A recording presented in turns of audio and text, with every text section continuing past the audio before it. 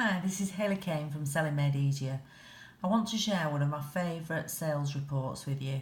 I've used this myself over the years and I've used it with lots and lots of clients who have had loads of success with it. Often you can get too complicated and get analysis paralysis. This gives you a brilliant overview of your sales pipeline and your sales process. It also helps with cash flow or operationally as well about what you're capable of delivering. I'd like to just share it with you, and sometimes people feel a bit boggled by this at first, but I don't want you to be, because when you start actually entering things in it and doing it and having some clear instructions, especially on this video, but I have some written instructions for it too, I'd like to really encourage you to use this. It will make a massive difference to your sales and what you've got on the radar. So let me just talk you through the report very quickly. So there's the top section here, which is by months. I've seen some companies where they do it by weeks. I've seen some companies where they do it by days. But mostly for small businesses, it's really good doing it by months. If you see here, we've got the first part, which is your monthly target, which once you've done your sales plan, you'll decide what's feasible in here, or you may already have a really good idea. Think about the fluctuations, what can you manage to grow, what can you manage to sell and deliver, but also then if it's quiet in August, would you put some seasonality in there? And then again, if it's in December and January may be quiet for you. So put those fluctuations in and see how they move sort of up and down on there on that top line. Then leave this blank because it actually calculates it for you and it brings up all the orders here go up into that line. So the total sales orders that have come in that month go up to that top line. Then we calculate what is the monthly difference. Now this line here, monthly difference, is really crucial. That makes sure that you keep focused and you know exactly what you've got to bring in and what you've got to deliver and when it might cash flow. And then you can start to see in March there, so far, we're on 68.8%. On there, we haven't hit any of our target at all. There, we've only got 2.5% to go on it, which is absolutely amazing. And there, we've got only 3% of our target in there. So what I want you to do is, we're going to scroll down and there is 4 sections to this. And these relate to the sections in your purple folder that when you sign up to the program, ensures that you keep things flowing through that pipeline and learn to really understand it. Gives you great motivation when you're thinking about what you need to do. So just scroll down at the bottom. So one of the first sections after you've done your plan and your ideas in the program is then to start thinking about leads. Now the minute you have an idea about how you're going to approach somebody, or you've got a list, or you've been at a networking, the leads need to go in here, or anybody who you think may be interested in it. Then we move up, and again the next section in your pipeline and your purple folder and your process of how it works through is looking at your actual quotes. So the minute you've had an appointment or actually quoted somebody over the telephone or sent something to them, or they've looked on your actual website where your costs might be and they've had a formal quote from you, then we move them up, take them out of here, cut and paste, put them up to there and decide which month it's going to come in. At this point, we ting the bell and get very excited because we've moved a quote. So if I'd won the quote for customer A, I'd go into there, I'd cut it out from there, and I would put it into insert cut cells, and again it'll recalculate here exactly what you need to be, and then it recalculates up there. So now we're only £500 behind target, and again this keeps you really motivated. Now they might say to you, actually we don't want you to do that piece of work in March, we're actually going to have to delay it, but it will still be the 4 months of orders that were promised. So you put the 500 in there, take it out of there, again it recalculates. So you know at any time what is in there, and hence the term rolling sales forecast. So those are the key 3 big sections that we have information on, and tips and worksheets and videos, but this is your overview, your analysis of it. So when we've got a lead, first of all, and we put that in and decide when they're going to do it. So in May, that customer will want £3,000, but we know it might be staggered and they'll also want £8,000, in April and they might want £2,000 a month after. When that customer doesn't come off, or you don't have a meeting, or you can't get in there to quote, or they can't progress it for lots of different reasons, again, take it out of there, keep being brutal, keep being really honest, and put it into dead.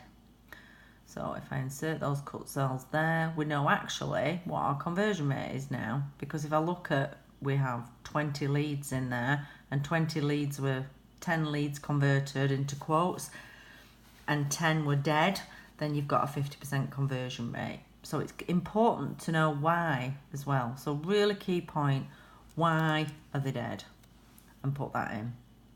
Okay, now what we've got here at the bottom, the whole spreadsheet totals up. So it has total orders, total quotes, total leads.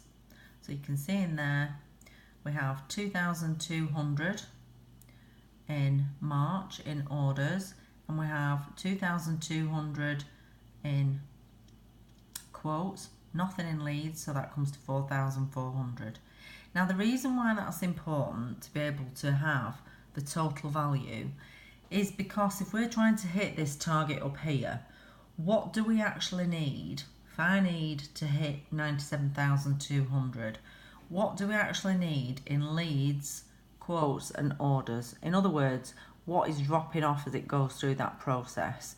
What is your conversion rate? You've heard people talk about that. So, really good scenario for consultants and a really good ratio, but I want you to get to know your own ratio, is by, if we had 5 leads in here, I might be able to get 3 appointments in here, and I might be able to get 1 order from that. So a 5-3-1 ratio. You'll start, as you start to fill this out, learn what your own ratio is. So some customers that I've helped and dealt with might put 10 leads in here, 2 will go into quotes, and 1 will convert. So that's 10-1 ratio. And that gives you a feel of if you haven't got enough in there. So if I had 8 leads in there, knew my ratio was 10-1, and I only had 2 quotes, 1 quote in there, and I had 8 in there, I need to find 2 more leads. I need to move one of those leads up to quote and replace it so that I'm constantly keeping 10 in there, 2 in there, and have I got 1 in there, and will that hit my entire sales target? So if I have to get 5 orders, I need, if I was doing that 5-3-1 ratio, I would need 5 times as many orders, so I would need 25 leads. I would need 15 quotes, 5-3, yeah, and then I would need 5 orders. And that is how salespeople juggle it through in their head and think about it and keep pushing themselves to know what stage they should be pushing things, how are they spinning all these plates, how are they keeping them going. You don't know yet because you've not tried to really monitor and track sales, or that you just don't know how to actually look at it at top level at your pipeline. A lot of complicated tools out there. This is really, really simple, keeps you on track. If I need £100,000 in there, and we'll look at the total sales figure, and my ratio is 5-3-1, then I need £300,000 worth of quotes, I need £500,000 of leads. So we'd need 800,000 in the pipeline. So that starts to give you some idea, and you can just scale this up and work with it and practice with it. Another way that you can do it is if you think one of the leads might come off and it's an absolute definite, then you can put in there a traffic light system. So you could fill that in with green, you could fill that in with orange, and if you weren't really sure and you think it's never going to come off, then do red. But you'd keep these 2 going here because you think they've got a better chance of coming off. This is the report that I ask people to send me, but you can start off with just some simple bullet points of what is going on in here. But the sooner you start to use this, the better it is, and you'll start to get a real grip on your figures and your cash flow and your operations. Now, some small companies I work with actually put the orders in, not when the order was received, but actually they're going to get paid in May to do it. So this also gives you very top level cash flow. £700 in cash will be invoiced and paid in May. So there's lots of different ways in which you can use this too that I think are really, really useful. For instance, your operational capacity. So do you need to outsource any of that? Do you need to work extra hours?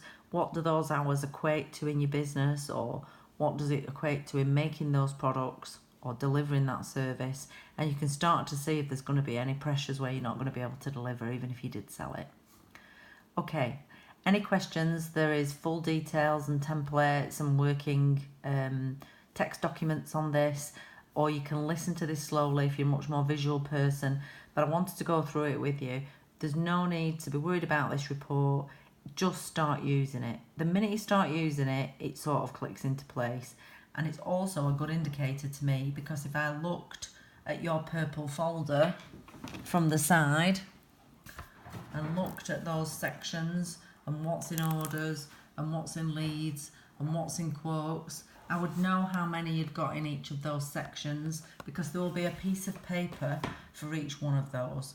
I want you to keep each order, value it, each quote that you do, each lead that you do. That sheet in here starts to move through, and that keeps you a physical reminder of your pipeline, and then you've got the overview summary of it. So that, to me, as your sales manager, gives me brilliant insight into, do you need less orders, more orders? Do you need more quotes with your current conversion rate? Have you got too many leads and you're not actually converting them to quotes? Have you got too many quotes and you're losing them and they keep moving to dead? It tells you an awful lot about where you need to really read up, where you need to really get some help and support from, and look at the worksheets that we've got on the tips and techniques and the video classes. Okay, so that was Rolling Sales Forecast. You'll find this on the portal and download it as a template. And if you're not good at Excel, I've had clients that actually do this on a whiteboard and take me a picture and send it on the phone. It's anything to keep you accountable and on track, but you have to have that long-term view of how you're going to hit that yearly sales target that you've done. Okay, take care. I'll speak to you soon.